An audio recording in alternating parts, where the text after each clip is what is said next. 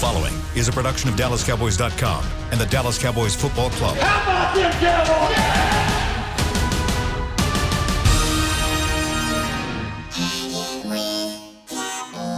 Blowing out of the backfield, exploding down the sideline. This is Hangin' with the Boys, presented by Wingstop, where flavor gets its wings. Now, your hosts, Nate Newton, Kurt Daniels, Jesse Holley, and Shannon Gross. Hey, look at the new Diggs coming to you live. SWBC Mortgage Studio, not the living room. Let's go. I don't know Studio. what's going on. There we go with the audio, but we're back. We're here. Me and Nate Newton are live in studio looking at Kurt Daniels and Jesse Holley on the screen live from their house and Yes, office, sir. respectively. How are you fellas doing today? Doing good. You're looking sharp there. Thanks, Got man. the button-up shirt going on, hair groomed. Yeah, I got up and Doing bathed. I'm having a crap day. I feel like crap. Oh, no. No, I'm playing. I don't, but people always say they're doing good when they ask that question, so I figure I'd throw it the opposite way today. And you know, but I'm really fine. You know, that's feeling one great. Of, I'm doing fine. That's one of those questions where it's like you ask, but you really don't care. You're just trying to be nice. Like you Right. don't really want to know. Like Right. you ask somebody, say, "How you doing?" And they go, "You know what? I'm really depressed. I'm having a bad day." And you're like, I really didn't want that answer. I really don't want to know. So Yeah. well, it's good to know that you faked your crap day. Good seeing you, Kurt. Nate, it's Yeah. good seeing you across Good from seeing me. you. You look. Something's wrong. What's wrong with you right now? Man, Dalvin Cook got 954 yards. Oh, he just wants to get right in it. So No. guess No, what? I'm just throwing that out there. I'm just throwing that out there, man. How are you today? Man, Justin Jefferson got 762 catches. Be glad y'all aren't in the studio. Nate, Be glad you're on the one hand, Nate wants to have fun and he wants to talk about other stuff, but then you try to talk about other stuff and then he starts throwing out stats. Wow, I'm It's just just a saying, hard road to I travel. just think, saying. you know what? I think just you're saying. more excited about seeing Coach Zimmer, man. You know it.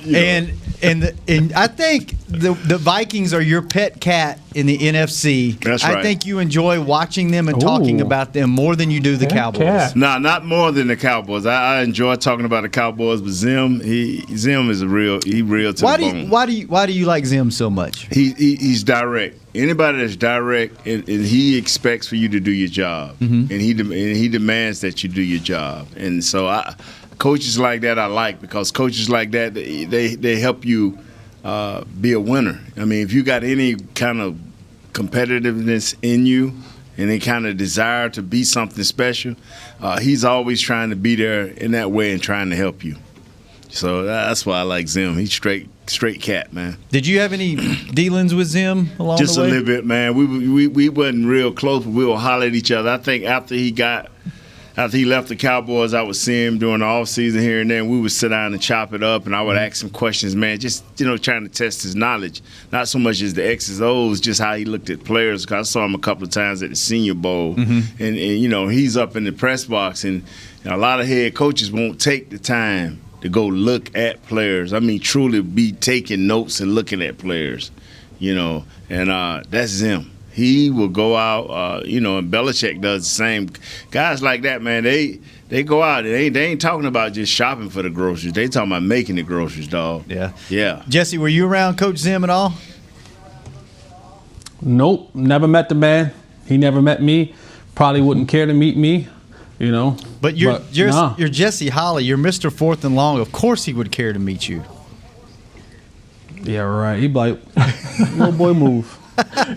You ain't paying me no attention. All right, let's get into the Vikings. We're talking about their offense. What do you see? Dalvin Cook. Everybody talks about Dalvin Cook. Let's get to him in a minute. Kirk Cousins. I think this game, you got to make him beat you, right, Jesse? Like that needs to be your game plan. Is we are not going to let Dalvin Cook win this game for them. We're not going to let him run all over us. Kirk Cousins. I mean, he can beat you, but I would feel better about making him beat me than Dalvin Cook. I know Dalvin Cook can beat me. Kirk Cousins is a coin flip. How would you approach this game when it comes to Kirk Cousins? The way that you just said, I mean, Zim, in the way that he thinks, is a kind of very old school, right? We want to establish the run game. We want to control the line of scrimmage. And then from there, we want to be able to use the play action pass. And they have guys that are good on every level. Dalvin Cook is good running and receiving. Then you got tight ends like Rudolph, who gets that mid-level. And you got a young stud and Jefferson, and you got a savvy veteran who's probably one of the best route runners in the league, and Adam Thielen. So the thing is, for Kirk Cousins, you have to muddy the waters for him. If you give him clean looks, if you allow those guys to run their precise routes, he can deliver the football. He can deliver it on time. He can make the tough throws. He can make the wide open throws. But if you muddy the water a little bit, if you make him have to rush his throws, if you make him have to throw from different angles, if you make him have to throw through tight windows, now you have that flip side of the coin for Kirk Cousins where things may go a little bit awry for that offense. And he has the propensity to turn the ball over, to give throws away, to hold the ball a little bit too long in the pocket.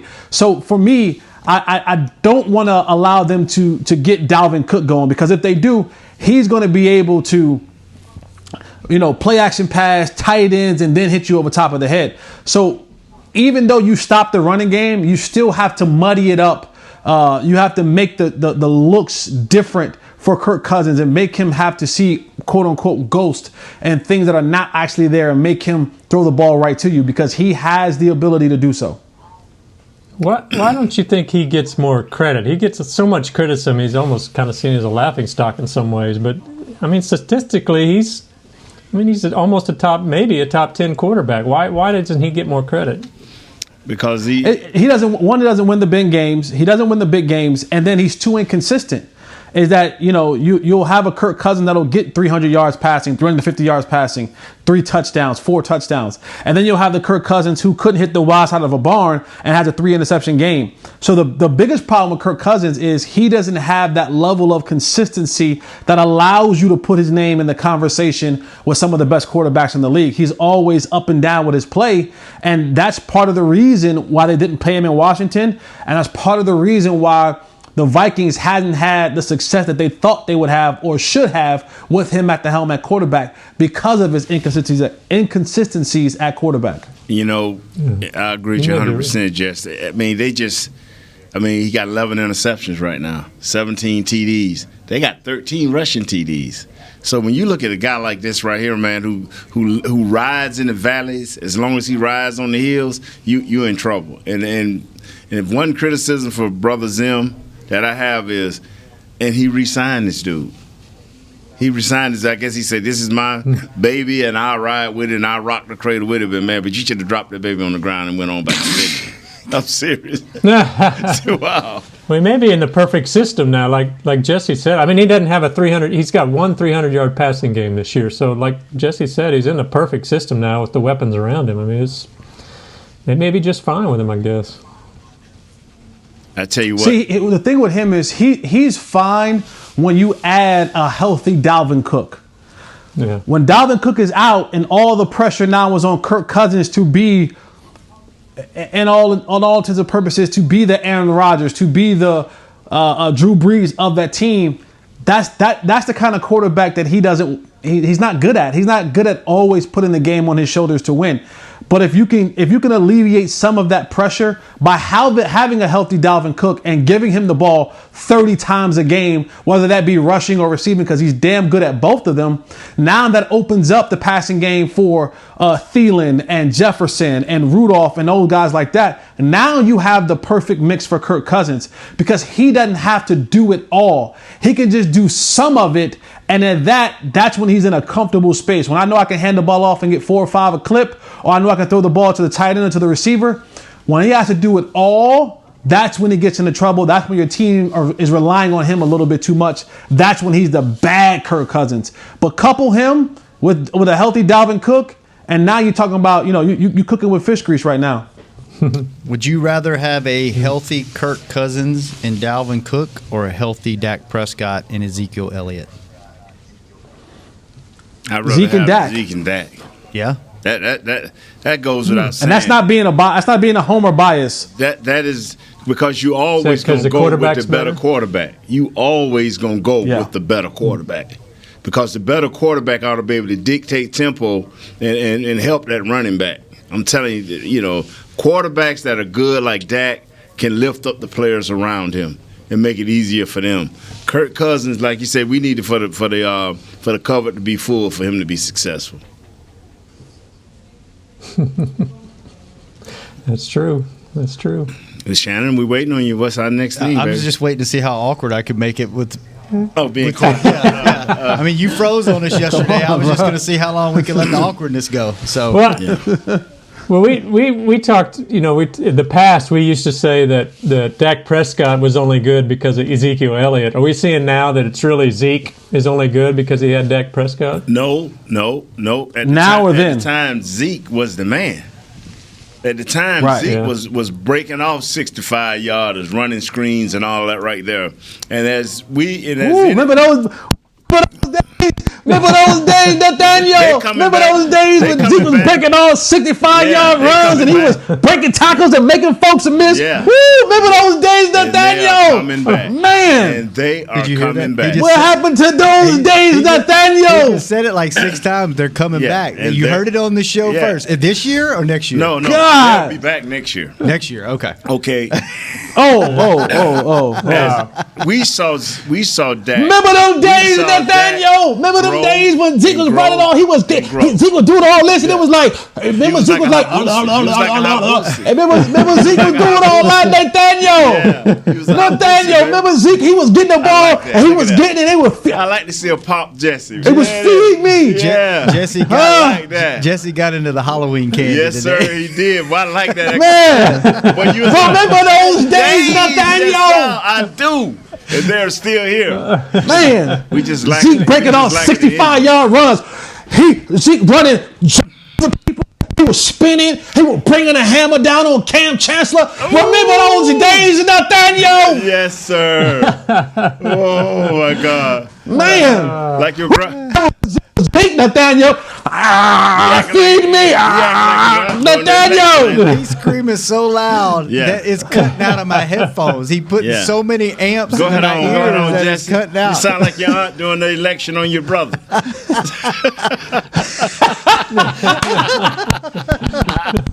Hey, and I'm gonna tell you something. Those were the days, boy. And now that Zeke and now that Dak is, matured and learned the offense and knows it in and out. And as we saw with his injury, how devastated this team is, everything will return to normal. I need you, Jesse. Come on now. Come on, Jess. Zeke was running and he was spinning and juking and jiving and stiff-arming folks. Remember those days, Nathaniel? I don't know what's going on, so we're just going to go to break early. I have no idea what's going on. We'll be right back. We'll try to figure it out in the break on Hanging with the Boys. I love it. Is your family a Cowboys family? Have you taken holiday photos at the Star?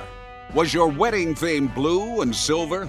Have you convinced your kids them is spelled with a D? If so, every game day feels like a vacation to you, so treat it like one. Whether you're traveling to the game or watching from your favorite vacation spot, book a place to stay on Hotels.com. Proud partner of the Dallas Cowboys.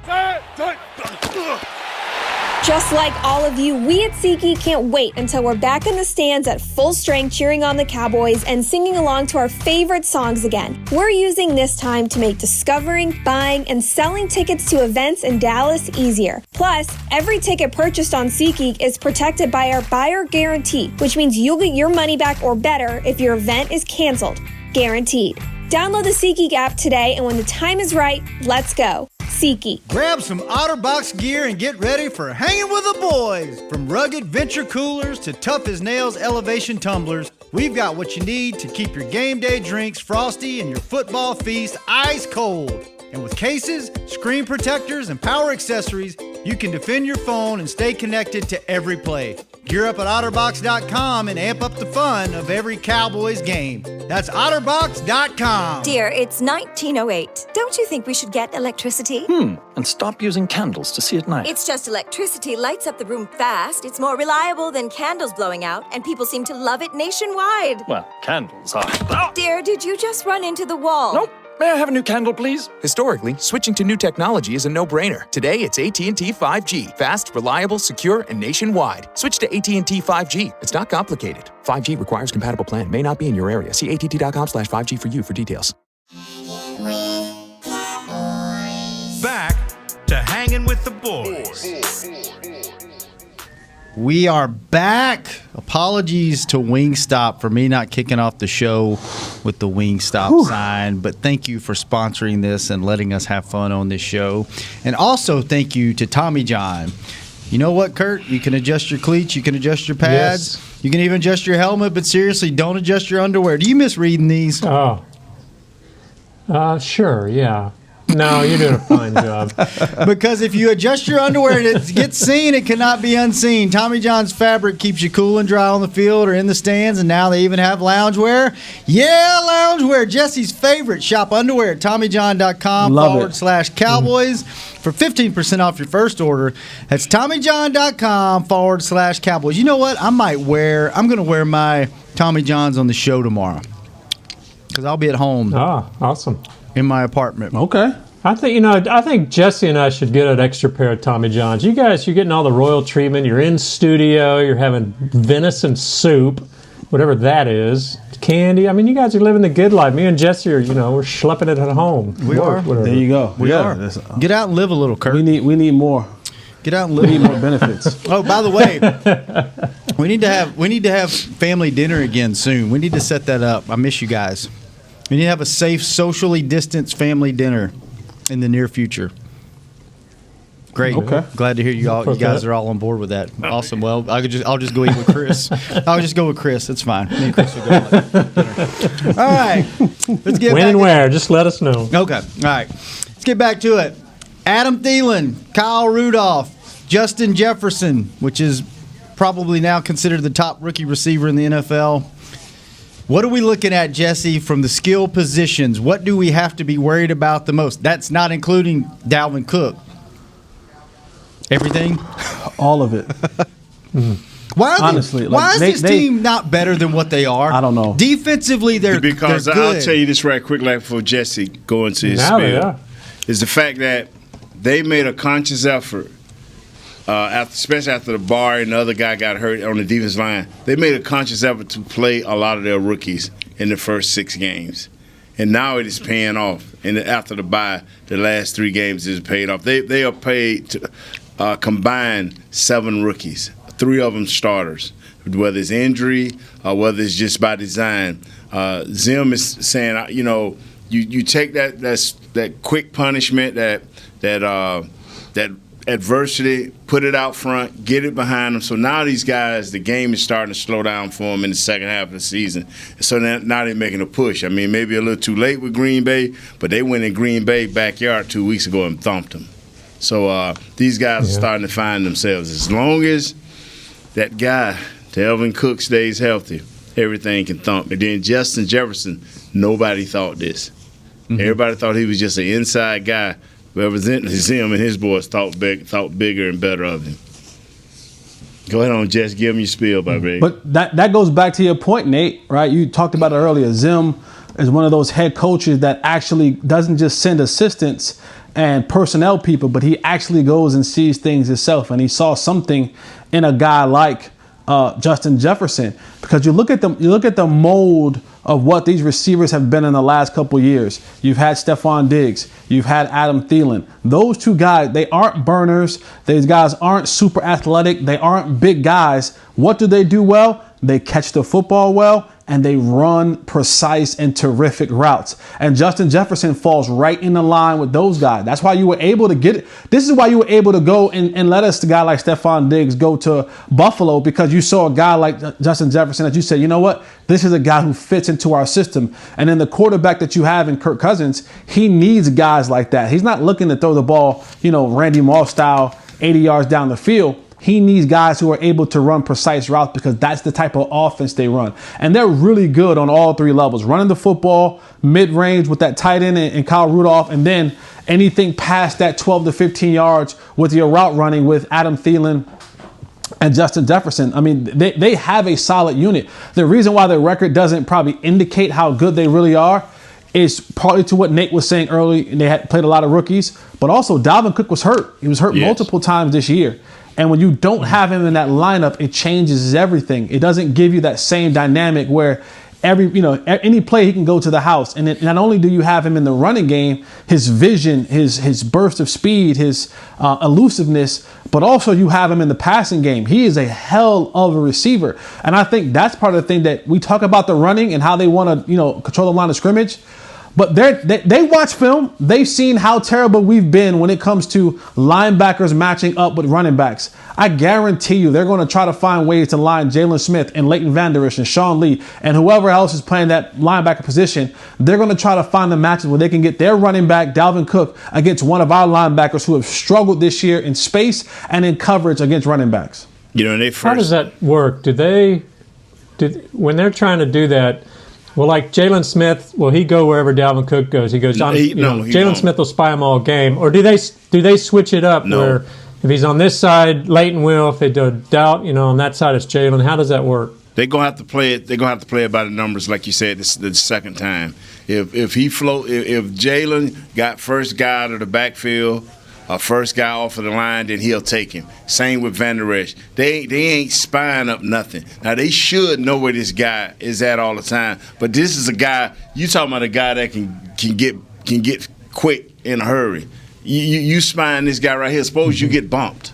You get bumped, you don't get burnt down the road. So you just got to take it by the side that he released. Unless you're that middle linebacker, you got him both ways. But if you're a wheel backer and you got first guy out of the backfield to your side, you have to do that. But what you have to do is give him a one-way go.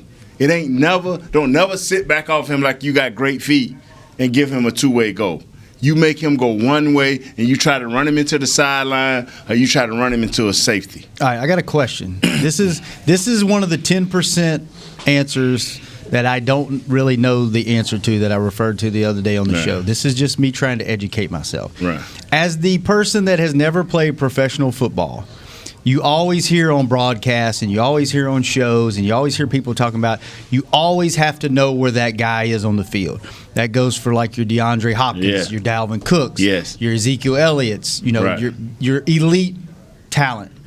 Is it as simple as I line up and I check and I know where the guy is, or is it more complex than that? When you're a defensive lineman and you're trying to rush the quarterback, you have to be aware of where that guy's moving in the backfield as you're coming around the end. Is it just as simple as I line up, I know he's over there, I'm good? No. Like 60% of the plays, you're gonna know where he's at, okay? Mm-hmm. But it's that elite time. It's the critical times in games, where the game is tight. And they looking for their playmakers and you looking for your playmakers. Well, let's say they motion him out of the backfield and put him in the slot. You better know who got this dude when he get to that slot. If they take him and run him across the motion, you better know who got him in these critical situations. But all that's pre-snap, right? Yeah. So after the ball snap, are you still watching him out of the corner of your eye? How does that work? No. It ain't no pre-snap. When it's in critical times in games, you as a team has to know. It may be different for Jesse them and a defensive back because they're one-on-one. But when we call certain protections in a game, we used to be playing against Lawrence Taylor, we wanted to dictate where he rushed from. We did not want him to go against what we thought in our heads or what the offensive coordinator scheme. Because if they do, and they throw you in disarray, that one split second of hesitation will get you toe up. And that same way, when you see a Dalvin Cook or you see a Hopkins, the worst thing in the world is for Hopkins to start in the slot, run across the formation, and go out wide on the other side. Now you're gonna make that adjustment with your DBs, or you gonna make the adjustment with your inside line, that linebacker to that side. It's a multiple things you can do, but it's the guys that are communicating this getting it. Hopkins going across. you're going to either tell the safety jump over there, you're going to tell the outside linebacker to jump there, or if you got a guy shattering him, how does it affect the rest of the defense? But once you shift responsibility and he moves out of your area or out of your coverage responsibility. But then you got to be smart enough if you're playing one-on-one. It's so many complex ways you can do it. If you're playing one-on-one and I'm shattering him, well, the rest of the defense got to adjust. If he go across the formation, the two receivers that's left over here, what are you going to do with them? How are you going to play that coverage? So when they get critical times, that is where the Cowboys have been getting lit up due to the fact that they don't know who they got and when. So when we say, hey, know where Dalvin Cook at it at all times, 40 to 50% of the time, okay, we know where he at. But it's that critical time. It's like last year, remember? It's 3rd and 15. And they threw him a screen. And this dude got 21 yards. I remember. No, yeah. Very familiar with that play. Come on, man. This don't happen once, this happens twice. Jess, you could probably explain it a little bit. Is that them not knowing this? Is that them not knowing the scheme, or are they just not talking to each other? Well, last year they knew the scheme, and they should have knew when you have a back, you either gonna blitz. If this back go out, you either gonna blitz and make this quarterback react sooner than he want to, or you got that back. But you cannot hesitate. Either way, you either gonna cover the back. We don't have a guy on our team as of yet that can play games.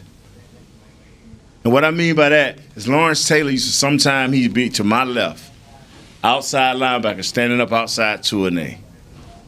He would get up and walk and come right into my A-gap. We turn into protection this way. So now my center is all alone with this guy because the bubble is over us. And we turn at the bubble. So I got to be smart enough to say, Tui, single. Tui stay on his man that's on his head, and I turn back and help our center. I don't turn away. That's like I got to know where Lawrence Taylor at on his protection. It's just it seems simple to me, and it seems simple to Jess, but sometimes it's hard to explain. Mm-hmm. In critical situations, you have to know where the playmakers are. Now, they can hurt you at any time during the game, but at those critical points in the game where you need a play or they need a play, do not discount these guys. And I know I didn't sound too clear when I was explaining that. Jess probably could have did it better. Jess, you want to give it a shot? What do you do if they have more than one playmaker? You just play straight up. You got guys like Justin Jefferson on the outside. You play straight up. See, Awuzie has to play. They like one-on-one on their corners. They have to play. If I'm a Awuzie, and Jess, you tell me if I'm wrong. If I'm a Awuzie, I'm telling Coach, hey, Coach, look at him, man. Y'all can call what you want. If this dude come over here, I'm working with him. You can call what you want, but you know what? I ain't gonna be getting caught with a safety that don't know what's going on. I ain't gonna be getting caught like that. So I'm riding with this dude. If he come outside these numbers, I'm riding with him. So he either run past me, do a quick out, quick slant, whatever. I'm riding with him. And you know, sometimes coaches will go with that, and then sometimes coaches say, "No, man, you do what we tell you to do." You know. See, Dion. I was just getting ready to say. I said, right. Certain guys who can have that conversation. Certain guys, coach will be like, "Nah, go over there and do what I told you to do. You ain't quite earned that." You ain't quite earned that through your play where you could tell me you just going to ride with them. Yeah, I don't believe you that much right now. You have some coaches like, you know what? You got it. Jess, can you give him a simpler way? Oh, to his question was a great question.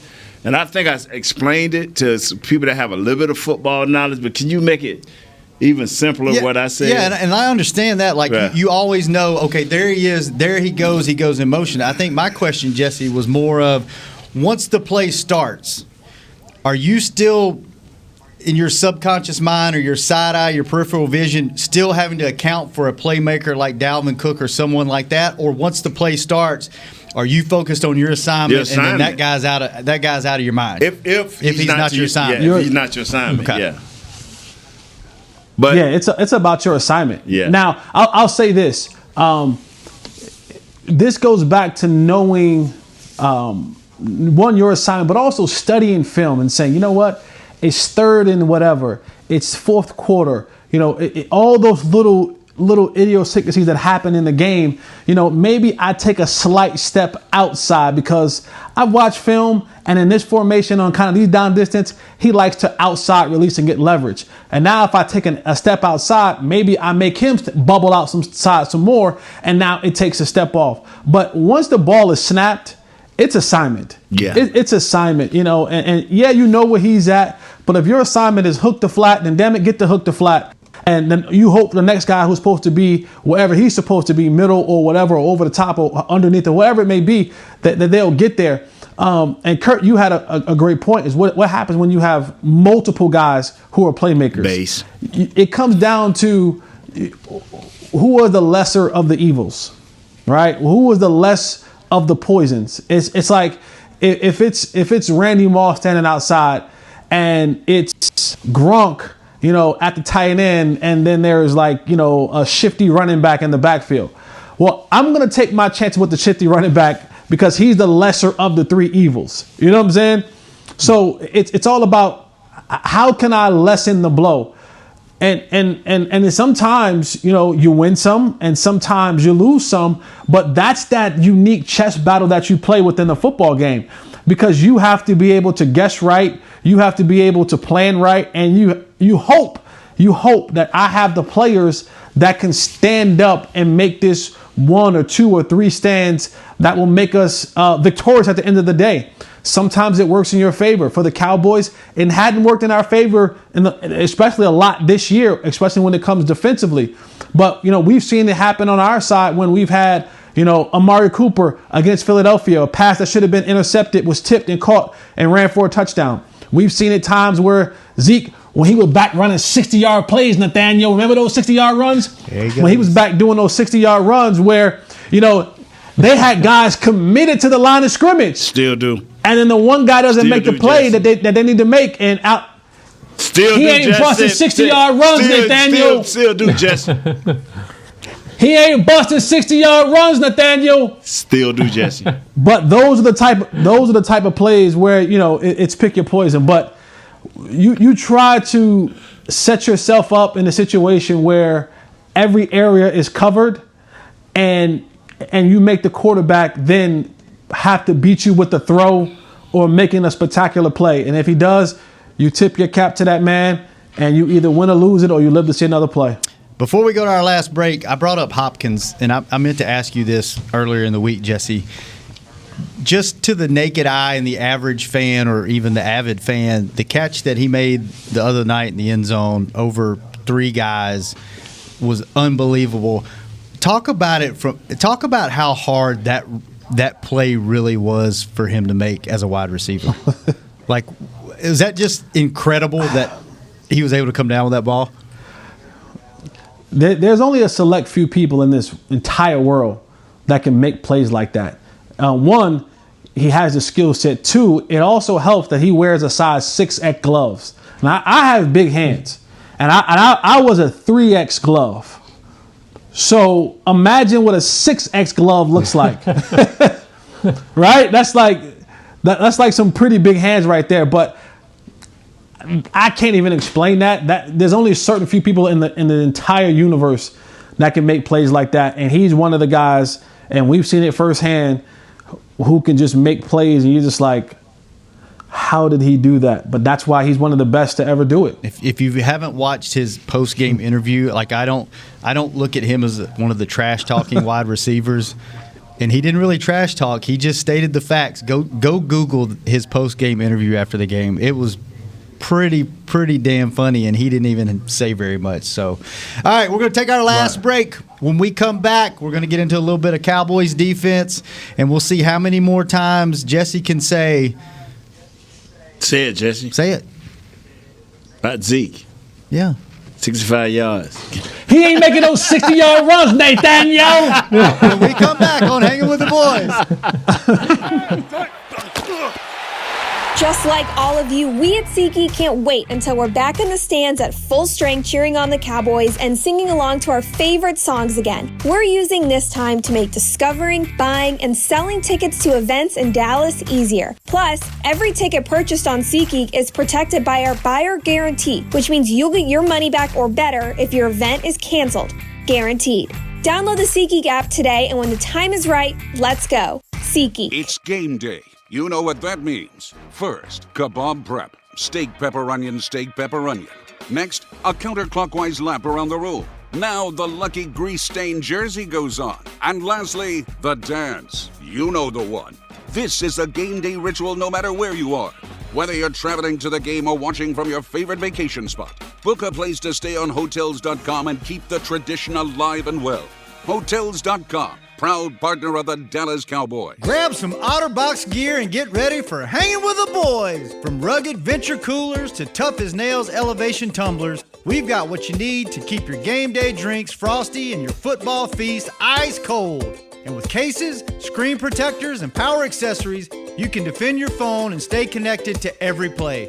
Gear up at OtterBox.com and amp up the fun of every Cowboys game. That's OtterBox.com. Dear, it's 1908. Don't you think we should get electricity? And stop using candles to see at night. It's just electricity lights up the room fast. It's more reliable than candles blowing out, and people seem to love it nationwide. Well, candles are... Dear, did you just run into the wall? Nope. May I have a new candle, please? Historically, switching to new technology is a no-brainer. Today, it's AT&T 5G. Fast, reliable, secure, and nationwide. Switch to AT&T 5G. It's not complicated. 5G requires compatible plan. May not be in your area. See att.com/5G for you for details. Back to Hanging with the Boys. We're back. SWBC Mortgage Studio, the Star in Frisco, Shannon Gross and Nate Newton holding it down here. Jesse Holly, Kurt Daniels holding it down elsewhere. And let me tell you a little bit about the holidays. Give the gift to Cowboys this holiday season with the ultimate fan experience. For the ultimate Cowboys fan, membership start at just $20 to join Dallas Cowboys United, presented by Globe Life. Visit DallasCowboys.com/United to join today. And fellas, last night I had the privilege of hosting Cowboys Crosstalk on our flagship station 105.3 The Fan, and streams live on all of our Cowboys channels. I got to co-host it with Nate Newton, and we had his former teammate Tony Tolbert on the show. And Tony told us a little story about one night after him and Nate went out. Always about food, and yes. It was a very late night, probably about 3 o'clock in the morning. They were heading home, and they decided they wanted some food. So I'm glad it was a sponsor that we could talk about this. They went to the Whataburger drive-thru. And Tony asked Nate if he wanted anything, and I think the story goes Nate told him no, and he said, "Are you sure?" You want me to tell it better? Yeah, please. We was out, doing our thing. I was a heavy drinker back then, and I was supposed to be losing weight, right? By doing your thing, what that Yeah. mean? What that mean? Yeah. Enlighten the fans. Make it simpler. No, sir. And so we want to hear what you was doing, Nathaniel. So we pull up at the drive, right? Trailer park and thing. Tony said, "Hey man, what you want?" I said, "Man, give me a triple cheeseburger with bacon, and Triple. Ain't even on the menu. Make sure you smother the onions." And Tony was shocked because he didn't think that Whataburger had triples. But what really killed it was I said, "Give me 2 orders of extra large French fries, not large French fries, but extra large." I wanted them running over. The potato guy. Yeah, The potato guy here. And that's what threw him off. Like he's looking at me like, "Man, ain't you supposed to be losing weight?" And then I asked for a diet. And I asked for a diet drink, so that threw him off, man. Yeah. Good time. There's a reason he was the. It messed Tony up so bad. Reason he was the kitchen. I said, "Tony, do you want something to eat?" He's like, "Nah, man, just take me home." You know what? Tony looks like he can still play, man. Yeah, but we saw him this morning at Charles Haley food giveaway, and he got his arm in a sling. I like, why did you come out here and you can't lift nothing? This dude come out here, man. Yeah. To a food drive? To a food drive. We throwing cans, Jesse, back to give out. I can't hardly been on. We had 600 and something cases of turkeys, 6 turkeys in each case. Wait a minute. He didn't have his arm in a sling last night on the show. He didn't have his arm in a sling, but today he come with armor. Yeah. And I'm like, wow. Way to go, Tolbert. And then he over there doing the interview like, yeah, we like to help Charles every chance we get as teammates. And they got the camera right on his arm like, what did you do? Wow. All right, speaking about it, helping out teammates, Cheeto is returning to the defense this week. It's his first time back in 7 games. What can we expect from him, Jesse, realistically? Is it going to take him a few games to get up to speed? Is he going to slip right in and contribute? Is he going to get 8 up? What's going to happen? Yeah, anytime you're away for that long, especially at that kind of position, it's a feel to the game that you need to get back. Just being able to see the game, it's moving at a fast pace. And it always seems like the guys who we have injured, when they decide to come back, it's like, oh, this guy decided to come back first game out. Oh, he has to face Aaron Donald. Oh, this guy first game come back. Oh, he has to face Myles Garrett. Oh, this guy comes back. Now he has to face 2 prolific route runners in Justin Jefferson and Adam Thielen. And so now you're looking at it saying, hey, why couldn't you come back when we were playing a less of a route running duo than those two? Because it takes some time to get that. Just get back in the feel of things, getting your steps right, your feel right, recognizing formations and routes, combinations, all of those things. So you hope that he's able to come back and knock some of the dust off early. But, you've been out for 7 weeks. That's a long time to be out of football. Yes, you'll have fresh legs, but mentally and physically, it takes some time to get back in the groove of things, especially when guys have been playing for 10 weeks, 8 weeks, 9 weeks, and they've been rolling. And this team has come in, they've been rolling. They won the last 3 games in a row. And Jefferson is one of the best rookies in the league this year. And we know what Adam Thielen is as a receiver.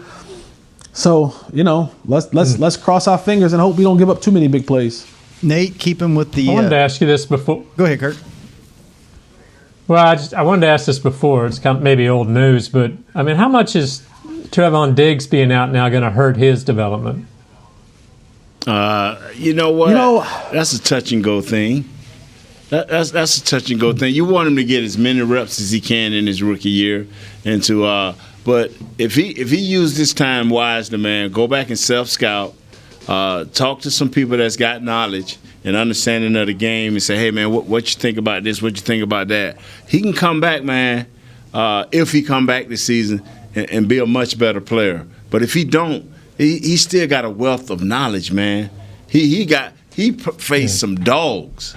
He faced some dogs. Some of them, it didn't look too good. They bit him up a lot. But he going to be all right next year. He should be all right. He should mentally know what he can and cannot do. Add on, Jess? No, you said what I was going to say. To me, it was 50-50 that, you want all the reps you can possibly get, because the only way to get better at doing something is to constantly repetition. But it gives him a moment to take a step back, self-analyze, see where he went wrong, see where he went back, get his offseason program, kind of in front of him and see what he has to go work on with his brother, with his trainer, whoever he may work with. But to Nate's point, he faced some dogs this year. Go back and look at the receivers that he faced this year. He ain't faced no slouches. No. He faced some of the best of the best. And so you can take that and put it in your pocket and go into the offseason and saying, man, I saw what Julio Jones was like. I saw what Odell Beckham and Jarvis Landry was like. I saw what it was like to face a guy like the kid from LA. Yeah. So he's gotten a chance to see some of the best receivers in the league, and that right there holds value in itself. Last question before we get out of here. DeMarcus Lawrence said this game against Minnesota isn't going to be like Cleveland. He said they're a different team now. Do you guys, after what you saw in one game against Pittsburgh, do you think they're a different team, and do they have the talent to be able to stop Dalvin Cook? Or is the Cook going to cook? You answer that one, Nathaniel. The thing about this right here is we've been saying it all a while. Okay, now can you be consistent? Mm-hmm. Can you be consistent in what you do? I hate that anybody said that, but he has that right to say that. Now he puts. They gave up 300 yards rushing in Cleveland. So what? You gonna give up 250? Like what is not Cleveland? You gave up almost a half I don't like. I don't like when the you gave up a third of 1,000 yards. When the gospel is angry. The gospel is angry. I don't like it. It makes me the gospel is angry. He's angry. You gave up 300 yards rushing to a. He ain't angry at me. Angry. You gave up 300 yards rushing to a guy by the name of What's his name? Dearness. Yeah, Dearness. Yeah. We didn't even know. Like you gave up to like 3. So it's not going to be Cleveland. So what is it going to be? 306. So the answer to that question is it going to be 290? Jesse, don't say anything, Jesse man. Just say we're going to do our very best. Just say we're going to do our very best to corral one of the best running backs in the game. Don't say it's not going to be at Cleveland. You give him 300 yards in Cleveland, so what are you going to give this guy? If he gets 200 yards, what you going to say? Well, it wasn't what Cleveland was. It was only 205 yards. I'm going to tell you the difference in this team in Cleveland. What's that? You can bet that if they have success running, they will not stop. Yeah. Well, you know what? We're going to do our best. We're going to do our best to get a player for you guys tomorrow. We're going to try to interview a defensive player today after the show and then have it in the show tomorrow for you guys to consume. Jesse, please lose your anger when we get this player on later after the show. Please. The gospel. We need you to be uplifting going into a Zeke Friday. ran 75 yards today, Jesse. Why? Hey. He ain't doing that. He ain't doing that in a while, Nathaniel. Woosah, Jesse. Woosah. Chris Beam, thank you. Nate Newton, thank you. Kirk Daniels, thank you. Jesse, go run a lap, son. Settle down. We will see y'all tomorrow, same time, same place on Hanging with the Boys. This has been a production of DallasCowboys.com and the Dallas Cowboys Football Club. How about this, Cowboys?